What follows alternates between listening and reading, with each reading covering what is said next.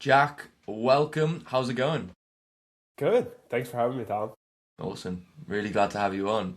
Let's dive straight into it, Jack. So, give me an idea of what is it that you're doing right now? Give me an idea of yourself, of BirdDog, and what that looks like.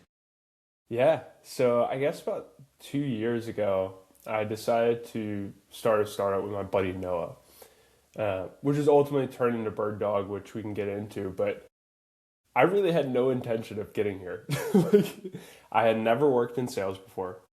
I had never known anyone who worked in sales. And somehow now we're building a sales tool that's largely started to pick up some traction. And so really all this started out as an investing platform like almost 2.5 years ago. And then that's kind of the early days of BirdDog. That was the early ideas. And after a series of twists and turns and explosions, we ended up here. Wow. Cool. So, I mean, let's look at that journey. So, you mentioned that it first started out as an investing platform. Yep. Yeah. Yep. Wow. Let's put it this way. Best place to start. Noah and I met at school. We both went to the University of Michigan. We had lived together for a couple years. We had been close buddies. Like we had all the typical college stuff, hanging out, nonsense. And so when he and I graduated, we kind of parted ways. And there's always something both in us where he was like, I mean, when I talk about Noah, it's just one of the most impressive people as a co-founder, right? He had started a hedge fund in college. He had wrote poetry, had sold books. You name it, he has done it. And so there was always something in us both where like when we graduated and he went on to go run the hedge fund and I went on to go get a job, it's like, oh, we want to do something more. Like we want to do something else. And so we started coming up with ideas and mulling on it. And he had started actually a company for his hedge fund. He's like, oh, I want to build software for my hedge fund. I need these tools to help run it. And so I was like, hey, like, can I help you do that? Like, this seems cool what you're doing. Like, I'm bored on the weekends. Like, got some extra time. Like, I would love to help. And so this was, let's call it 3 years ago, we graduate from Michigan. We start kicking tires on this investing idea. I join them to start this with a couple other guys, and it takes off.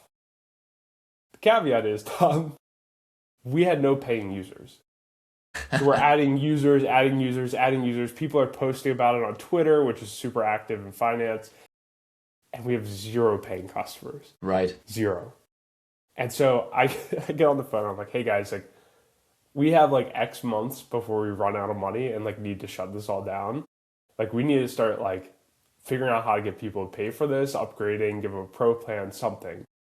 And I remember getting on the phone and trying to pitch this pro plan to our best users, like because we were tracking retention, we're tracking who's referring who. And I call our best user and I'm like, hey man, like really love what you're doing. Like keep in mind, this guy literally had our company name in his Twitter bio. Like I loved it. Yeah. Like, hey man, I see you love what we do. Like, thanks for that. We launched this paid program. It's going to be pro. It has all these features, XYZ. It's going to be $1 a month. And he's like, Dollar a month, yeah. he's like, no. Wow. I was like, oh.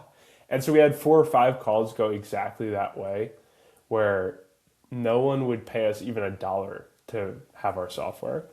And so I talked to the guys. I was like, hey, I don't think this is going to work. Like, I think we need to shut this investing thing down, figure out a different angle, sell it, something, right? Because obviously we can't get anyone to even pay us $1. Like, there's nothing here. And so right at the end of that, 2 sales guys came to us. They're like, hey, we're using your tool, but not for investment research. We're using it for prospecting. Wow. I was like, what is prospecting? Like, who is an AE? Like, who are you? Like, I don't know who you are. What do you do? And so they ultimately were like, yeah, we're using it for sales. Like, we're using it to figure out who to go after for our sales team. I'm like, that's interesting. Do you need any features? They're like, yeah, can you build us this thing? We'll pay you $50. Keep in mind, Tom, we couldn't sell anything for $1. So my head was like, Wow. mind explosion. We're like, yes, we'll build it for you like right now. And so everyone started working on this feature. We get it out they paid us. And we're like, oh my God, this is the first revenue we've ever had. Like maybe there's something here. And so then through a series of like essentially running the mom test, which we can get into that more, through a series of like customer interviews and discovery. I mean, we did like 500 kind of discovery sessions and then about 200 calls. You like figure out that this was a pretty large problem in sales. Grew it. That business ultimately ended up not working out. And then Noah and I started BirdDog kind of come summer of 2024. It took us about 6 months to get the product. And then from January, so wintertime last year, it's essentially grown anywhere between 20 and 50% per month, depending on the month. Yeah. But there was a period of like 4 or 5 months where it just flatlined revenue. Okay. So like January up, February up, and then just flatline for 4 months. Wow. So what was the reason behind the flatline? Well, it was, so we had figured out like, because we had just built the product, right? So think about this. We're coming off the summer of 24. So Noah and I had just launched the company. We had an idea for what worked. We didn't really figure out the pieces in the last company. We didn't like get a good software product or anything that really like worked and we could tell like, hey, users really liked it. So we took a shot. We built a platform, kind of first 6 months, launched it. And in January and February, we onboarded our first kind of paying users. Maybe even a little bit early. I think we might have gotten our first one right before the holidays. But needless to say, got our first feedback coming off that platform. And Tom, I'll tell you, much like I'm also not a sales guy, I am not a UI designer. And so Noah and I were bootstrapping. So we had no VC funding, no backing. He and I literally wired in $1,500 each to start the company. So I could not afford to pay a UI designer. My UI designer was Claude Code. Like, hey, can you help me make an image and then I'll go build it? Like, I just want to see a bunch of ideas.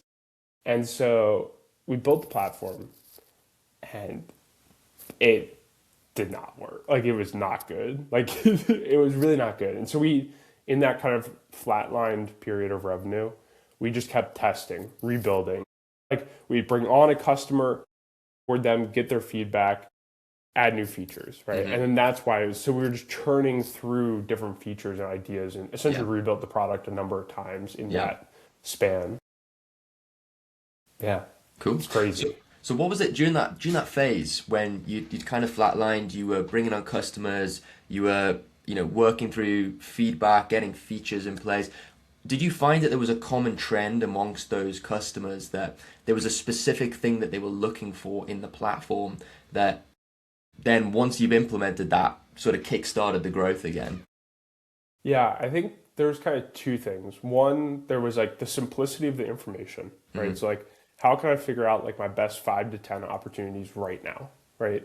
So when we rebuilt the new platform, we just made that clear, like abundantly clear. As soon as you log in or you go in your HubSpot, here are your top 10 opportunities based on the signals we found today or yesterday or maybe 2 days ago. The other thing was just like the way to set it up, right? It's like, how many steps did it take to actually onboard you? And then how simple was it to do that? And so that was the other big thing too, just like in the early days as you bring people in, just making sure they get like really quick time to value and understand like what you're doing very fast. Okay, awesome. So you guys are a pretty lean, mean team. So give me an idea of, what does your go-to-market look like? Because the first time I ever saw you was on LinkedIn. You had a post that was super viral, and I was like, who the hell is this guy? What's going on here?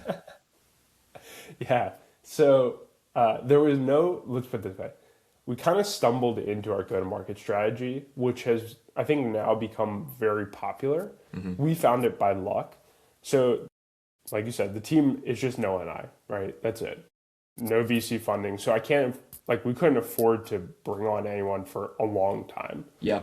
And so we had to figure out, like, how do we book meetings? How do we get people in the door? How do we get even just people to test it, right? Like, at some point, we didn't even need, like, customers. We just needed people to give us feedback so we could get a really good product. And so what it started out with was kind of that first 6 months when Noah was building out the platform. I was just doing a ton of cold outreach.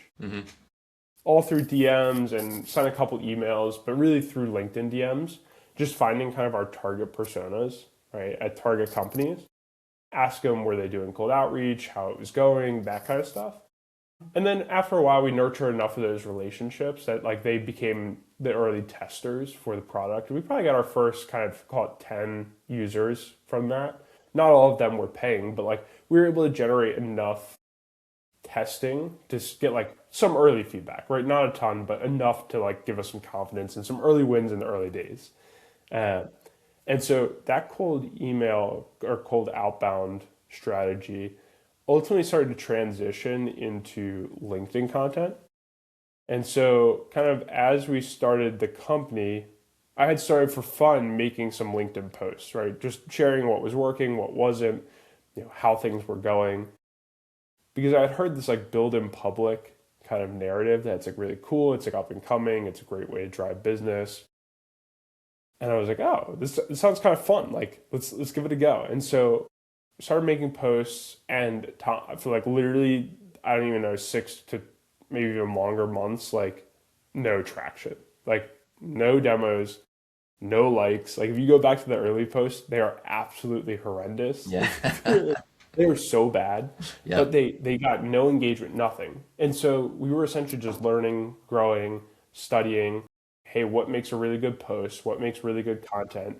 And then throughout that whole time, right? Because I had secretly started another LinkedIn while working at my day job. So like this account that everyone sees now wasn't actually my real account, right? I had like sunset that other account and I was just using this LinkedIn one that was for BirdDog. And so I had to grow from like no social network. So like every week connecting with 100 people, connecting with 100 people, connecting with 100 people. So like as we're connecting with more and more people, the posts start to get a little more traction as they get better. And all of a sudden, like that snowball grew enough. We did enough studying that like I think we had our first viral post right before the holidays that first year we started. And then that was like the first big moment where we're like, oh boy, like that led to the growth in January, that led to the growth in February. Like maybe there's something here. And then there was a series of other ones. Kind of the next big one was in May uh, with the Zoom Info debacle. And Yeah. then we had a number of other ones throughout the summer that kind of just accelerated the growth. But that's really been our go-to-market strategy now is just sharing the stories, right? Sharing the failures, sharing the successes of building a startup because it's one, very interesting, right? Like Hmm. I write the posts like it's what I would have liked to know maybe 2 or 3 years ago, right? Before starting all this, sharing like the things that no one will say, but like everyone goes through, right? Because Hmm. most content's kind of just like it kind of could be generic, but I like sharing the things that Corporate. like, yeah, it's very Yeah. corporate, and like LinkedIn in general is very corporate. So I like sharing like the ins and outs of actually building it and what goes into building a startup, the wins and the losses, because I think it's very important not just to show a bunch of highlight reels, because that's not the reality of what we're doing here. Yeah. And do you find sometimes that sharing maybe the losses versus the wins, does it perform better than the wins? Or I'm curious, what performs better for you? I don't know. It really depends on the topic of Hmm. how bad the post about the guy who said booked a meeting and said "f you." Yeah. Like, okay, that one did pretty well, but that's like a crazy phenomenon. And like I think that happens to a lot of people, right? Like that happens, so I'm sure things have happened like that to you. People have shot you a DM and said you suck. Like Yeah. that stuff happens all the time, Yeah. but no one shares it. So like when you start a company or you start going after something you really want to do, right? Things like that inevitably happen, but no one tells you that they're going to happen. Yeah. And so I don't know if like the good performs versus bad. It really is a toss up there. But the more interesting, the more unique, the less corporate, the better content does because it's truly unique. It's truly interesting. It's truly helpful to people to share something that no one else is sharing or hasn't shared 50 other times about Yeah. the same topic. I completely agree with you. And I think what you said around the person that said fuck you or when they booked in the meeting, it's super relatable to salespeople because they get that, it's like your rite of passage when you're cold calling someone. You're always going to call someone who's tells you to piss off or fuck you or whatever it is. Yep. So I think that's great, but I also think there's a slight controversy element to it as well, which is so important in content. You see it with the best content creators in the world. There's always that like little hook or that little controversial element which stops you scrolling and makes you actually go and read it. So I can see that in your content. I think it's really cool. Yeah, I think that's one of the most important things. Like I was reading a blog post yesterday, and it was like the hook is 2 to 3 times more important than the actual content you write. Because if you don't stop someone from scrolling, Hmm. they're never going to see any of the rest of it. So the hook is like of the utmost importance to really get that dialed in. And I think a lot of people go overboard and make them untruthful or wrong Hmm. or stretch it. Right? But like you can just dial that in with facts, statistics, numbers, quotes, that kind of stuff. And that's a great way to do it. And that performs a lot better than just like, here's a list of 10 things to go after Yeah. today. Yeah.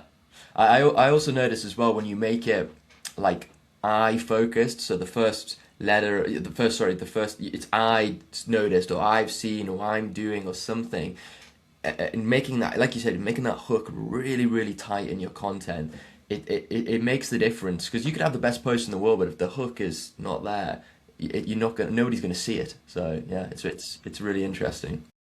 Yeah, that's really probably the most important thing. And like, that was how we learned how to make content for like what we call now our social ABM strategy, right? Hmm. Which is how we're driving on these leads. Hmm. Is like I just started looking at the posts. Like I would just scroll. Like I mean, it sounds terrible, but like I literally just scroll through all the LinkedIn posts and go like, this one has 20 likes. Obviously didn't do too great. This one has 400 likes. That one Hmm. did pretty good. Like what makes this post different than the 20 like one? Hmm. Okay. Like I see a pattern, right? And you do that enough times over and over again, like you're doing, right? You'll pick up on the patterns. Like I works better, right? Stories work better, specific facts work better, right? This kind of topic works better. And then after enough repetitions, you really start to build kind of your own style of content that does perform well. Hmm. And is this something that you're doing like manually yourself, or are you using AI to do this? Are you feeding your post into AI, or I mean, curious what that looks like. Yeah, so I mean, to learn and see what other people are doing, that's all manually. Just like scrolling through, like finding what people are doing, see what's interesting. But then, like maybe every kind of quarter, every couple months, I always like to feed in to like a chat GTP, like all the posts. Like I just copy them all in with like the impressions and the likes. And like, hey, are there any interesting patterns here? Like any additional topics we can talk about that may kind of work with these? Hmm. Um, and then sometimes like I have a post this week where I did that and like I just dumped all the stats from the AI into it. So you'll see that coming out too, where it's like, um, maybe it's even out already at the time of this podcast, but like it has all the stats of everything that the AI thought was interesting, the unique patterns, what made a great post versus a bad post. Yep. Um, so I So think you're that's even very turning the helpful for me. analysis into a post as well. So it's almost creating content out of everything. And I think that's something that a lot of people struggle with when they go to post. It's an over analysis of, oh my God, what do I post? But you can literally post about every single thing that you're doing within a business because it's interesting to somebody. Yes. Well, it's stuff that like you would never think about if you were starting a company. Yeah. Like, but that's in reality what goes into it. It's like all these random little adventures into trying to figure out what works, right? Tweaking, adjusting, learning, right? And all that is helpful and Yeah. grows the business. No, agreed. Agreed. So you mentioned that you call the strategy a social ABM approach. So I'm curious, we've talked about content quite a lot, but what else goes into it? Yeah. So the key, well, there's kind of two keys that I think most people don't get, and then it actually really hurts their performance on LinkedIn. Hmm. So if you're a founder or a salesperson or anyone else really trying to drive business through LinkedIn and through content, really on largely any platform, but particularly focused on LinkedIn because that's where I have some experience, is we do what we now like call our social ABM strategy, right? Which is we identify like kind of our top prospects, right? And this is how we really got started in the early days. This is how we were doing those kind of 100 connections per week, Hmm. right? Identify your top prospects, connect with them, right? Hmm. These are the people that are thought leaders in the industry that you could sell to, that fit your ICP. These are people that maybe are engaging actively on LinkedIn that can help boost your content. Hmm. You want to fill your network with those kind of people, right? You want the highest density. Like if you have 5,000 followers on LinkedIn, you want 490 of them to be people you could sell to that are in your ICP, and the other 100 are probably your friends and family and whatnot, right? Yeah. But the way the LinkedIn algorithm works is it shows your posts first to your first connections. So that 4,000 people or 4,900 people, it's going to show them your post, right? And those 1,000 impressions you get or 500 impressions you get on your first few posts, like that's 500 people in your ICP that are seeing your content. It's marketing to your team.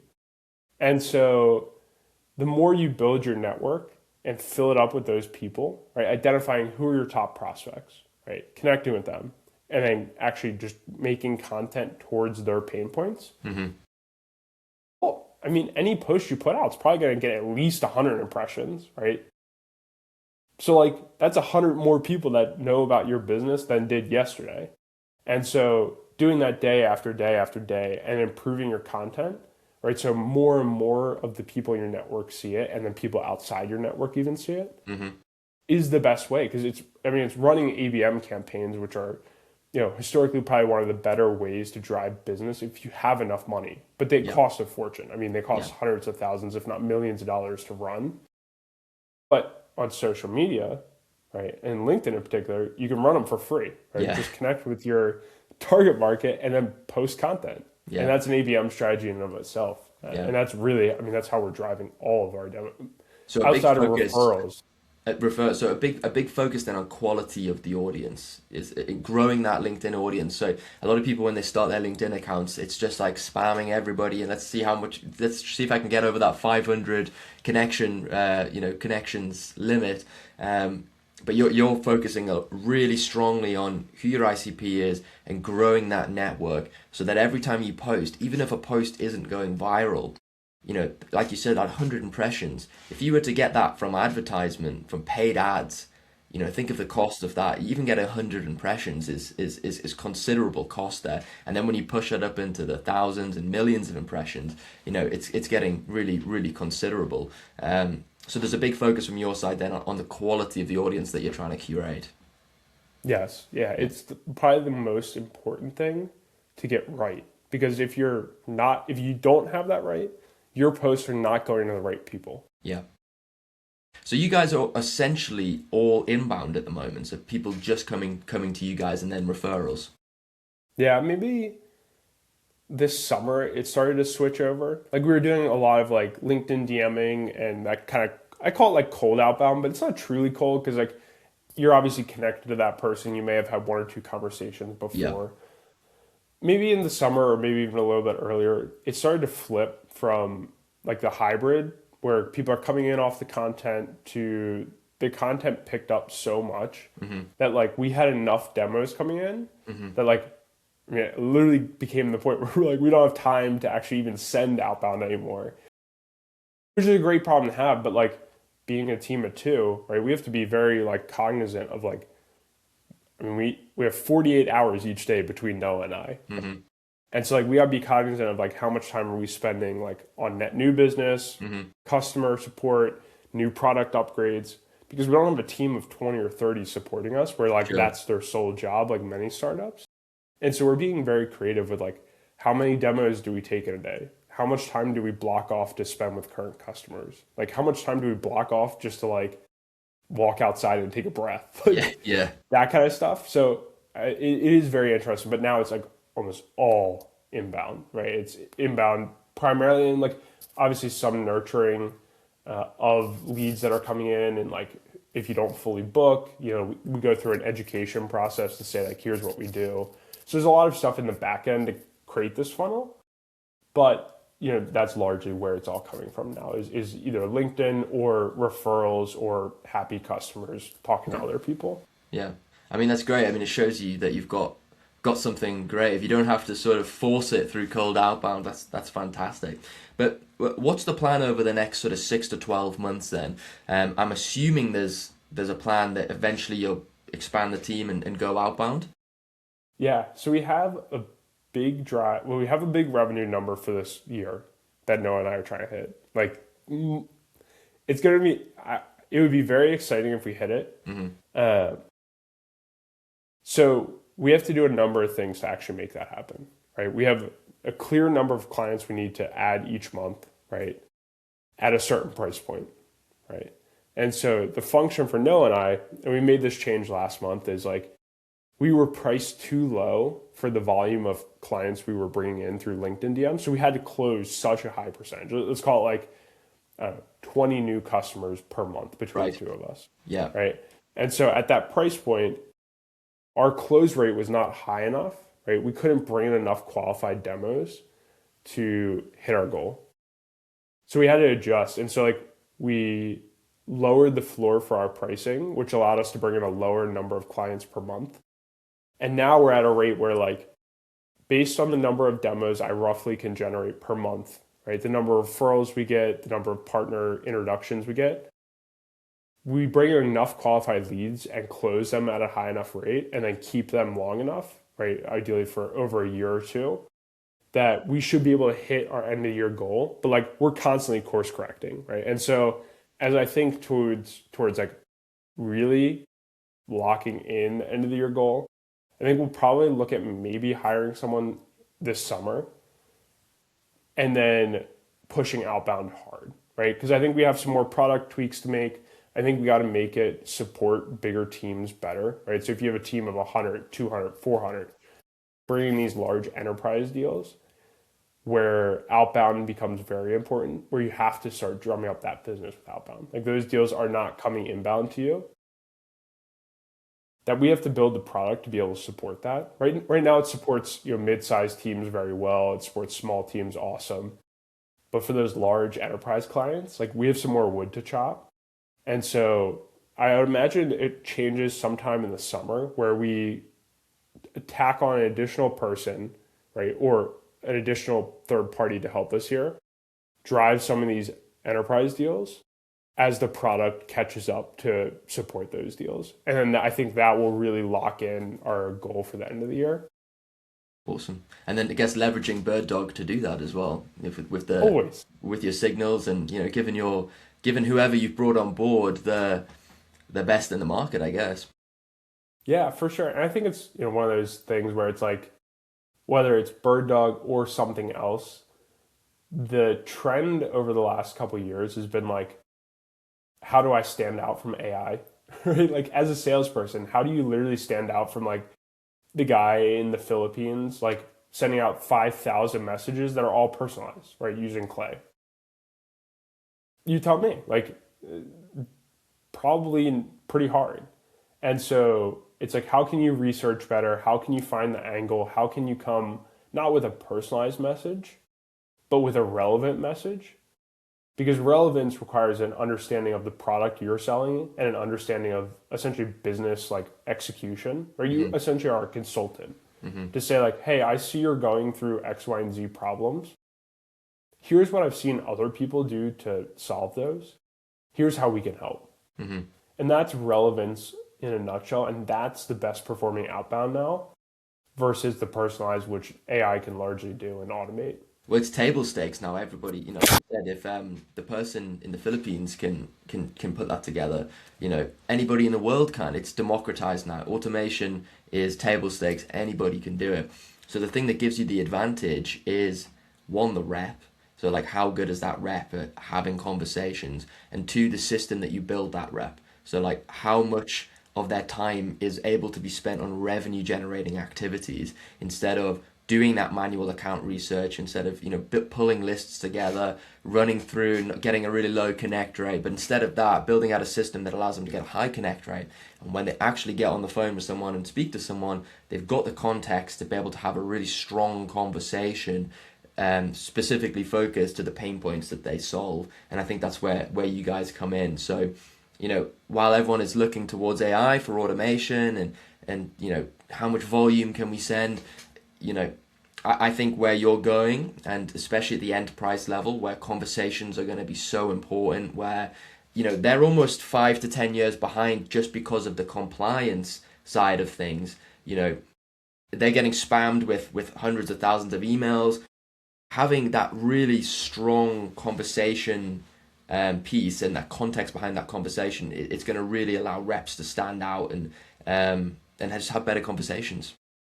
Yeah, you want to equip them with like essentially a one up on AI, right? Like our whole theme that, and even at like the bottom of our website, like our goal is not to replace human reps, right? Like I think actual AI SDRs or fully automated sales systems, like I don't see that taking over the market for larger deals. Yeah. I can't imagine someone spending 20, 50, 100, $1 million after getting a message from a bot, right?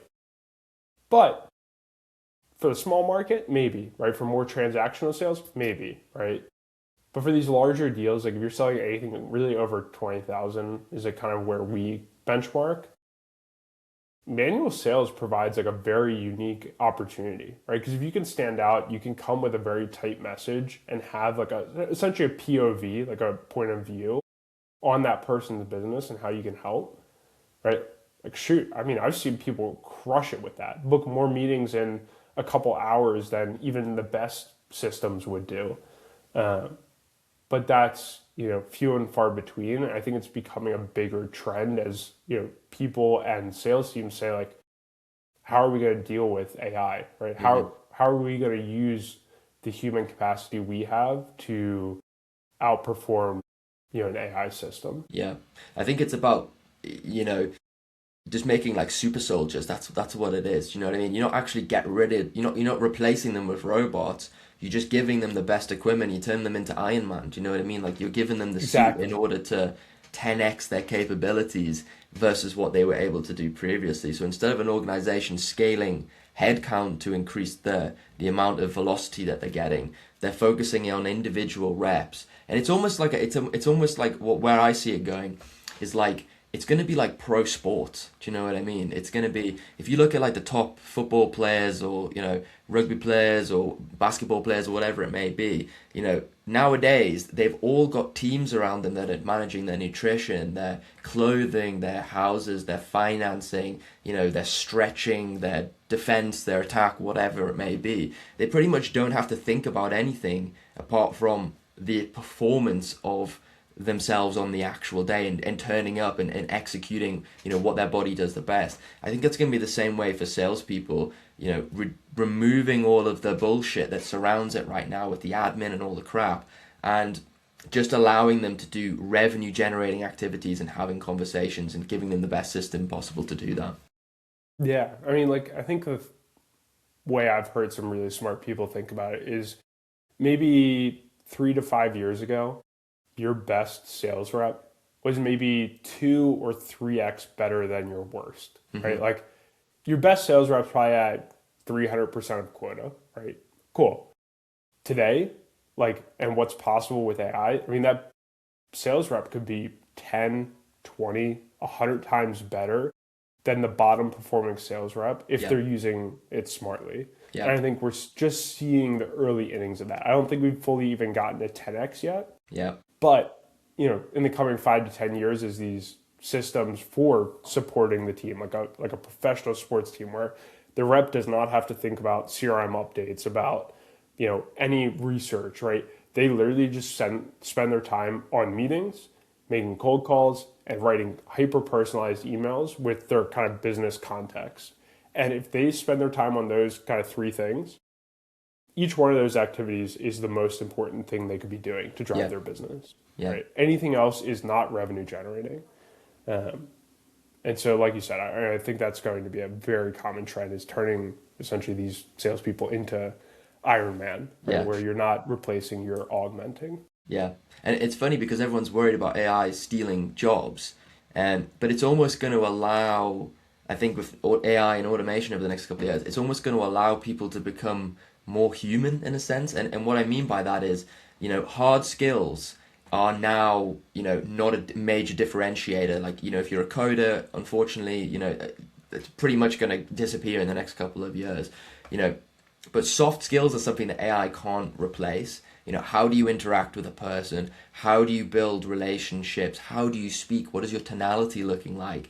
That is what I think is going to be the big differentiator in the next couple of years. Like you said, all of that admin in the background gets automated, it gets wiped out from the stack of an outbound rep, and just allow them to really focus on those soft skills.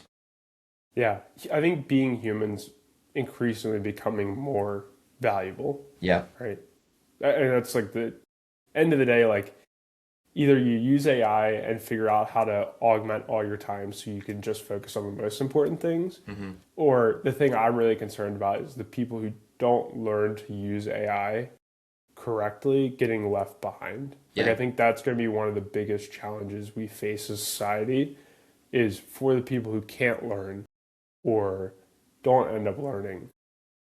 They're now 10x or 20x behind the rest of us, right? And that gets really, really important to solve very quickly because you can't have just people left out of the game. Like that's not a good way to build society. It's not a no, good way for any really. I don't know.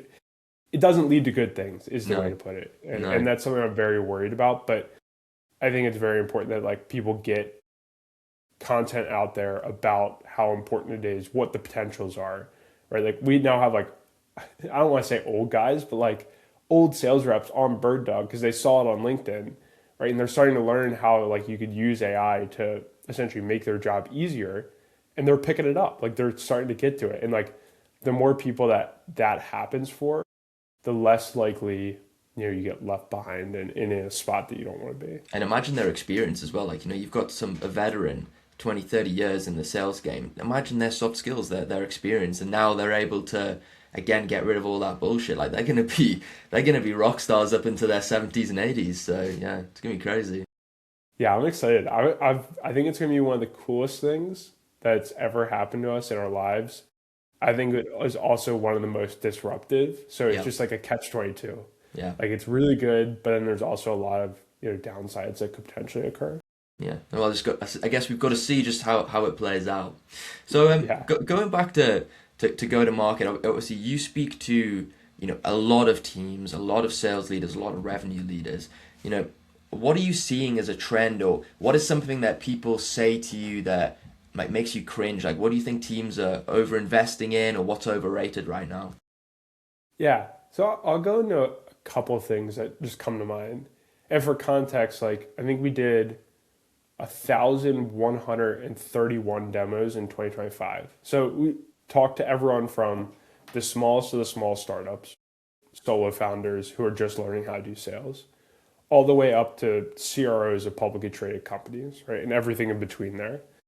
And I think there's a couple common trends. One, outbound is getting increasingly hard, Mm, right? Across the board. Everyone is saying that connect rates are down, response rates are down, close rates are down, meeting book rates are down across the board. The other thing with that is legacy tooling is largely getting disrupted, right? So teams, there's now this trend for teams to have less tools, less logins, right? Because I think in the call it like 2020, 2021, 2022, all these sales tools exploded because the strategy was just send as many emails as possible. And it worked, right? Because hmm everyone had money, everyone was investing. But now, as the economy started to slow down, people are being more selective about what tools they're buying. And teams are also consolidating their tool stacks. And so we're seeing a lot of disruption in people canceling contracts that maybe 5 to 10 years ago you never thought you would cancel, replacing them with tools that are either in house or built by another sales tool and now are just rolled a part of a big offering. So we're seeing a lot of struggle out there, at least among sales tool providers, right? I think that's one of the things that I think most people underappreciate. At least being a salesperson, you think like all these sales tools are doing very well. The reality is most of them are suffering from very high churn, right? Because if you like promise any sort of outbound outcome, like, hey, you're going to book X number of meetings, it's a really hard promise to live up to, right? And think about how often salespeople get fired, right? Or get let go. You're essentially Churn just is so selling a high. Yeah, virtual salesperson, right? And so your churn is through the roof, yeah, right? If you're selling, like, let's say, contact data, largely the cost of that has gone to zero, right? It's like Apollo is giving away emails for free. People are starting to cut the costs on phone numbers to win business. And so you're seeing margins get eaten alive, right? So like Zoom Info stock is down I was pretty just going to say, a lot of the substantially. publicly traded sales tools, you're seeing that, you're seeing their stock prices drop and drop. Yeah, HubSpot too. Like there's a lot of disruption going on right now in software generally, but particularly in the sales space. As we've seen this shift that you're talking about, where like, how do we do less admin? How do we spend less time in the CRM? How do we spend more time with our reps doing the things that matter? And so this is causing a huge shift in the sales tooling space. One, from a consolidation standpoint, but two, from like actual businesses like not failing, but like seeing definitely decreases. So two trends like kind of off bat is, one, you're obviously seeing outbounds getting harder. With that, sales tooling is getting harder. I think the third piece is like it's become more important to figure out what works in outbound now. And there's kind of two philosophies, right? One is do more volume, right? Just send more messages, right? With AI, we can personalize, we can send a million, I mean, we can send a billion messages. You can Yeah, send yeah. an email to You can hit everyone with an everyone in the email. world if you wanted to. Yeah, if you wanted to, right? Yeah. And so that's one thought camp. The other thought camp is how do we research better? How do we get better signaling? How do we get better intent to figure out who to target and then focus all of our efforts on winning that business, right? So like emailing them multiple times, calling them multiple times, going and visiting their office, going to the conference that they're going to. Because once you've identified an opportunity is big enough, it's worth the time to go win that business, right? So there's kind of these two camps. There's like one, go very deep and try to win the business. The other is go very wide and surface level and just send one email and hope it connects with that person at the right time. And so you're seeing tools arise in both sides of that, right? You're seeing the AI SDRs pop up, the email automation tools explode on the kind of volume side. And then on the other part of this, like you're seeing signaling tools explode. You're seeing like admin tools that, essentially remove all of the CRM inputs you need to do explode. You're seeing intent data, maybe not explode, but like people are asking more about it. They're saying like, does this work? Does this matter? You're seeing like ChatGPT for research and like getting basic company details, like really take off, right? So there's kind of two camps and there's pros and cons to each, but we're going to have to see how this plays out over the next couple of years. Obviously, I know what side I've picked Yeah, on same. going very deep, Yeah. but, I think there is probably valid use cases for both, right? I think particularly on the SMB side, like volume makes sense, right? Because there isn't a lot to target on, right? They don't have a lot of news articles. They don't have a lot of CEO interviews. They don't have a lot of job postings. You can't build the internal case. And from a opportunity size, like those deals are just worth a lot less. So you need to spend less time to win each one to make a positive ROI. But for these big deals, you can spend a lot of time. You can spend a couple months like trying to figure out how to win this business.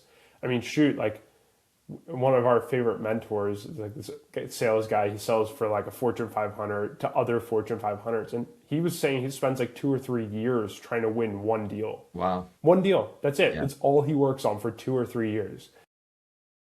So people like that, like equipping them with the knowledge and the resources and the insights to effectively monitor a business and figure out what their door is, right? How are they going to get in there?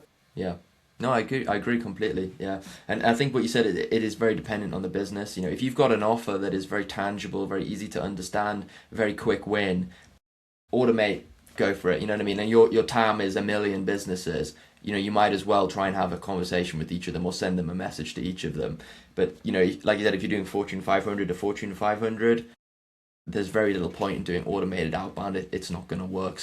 So having that, really personalized, almost like a project management approach.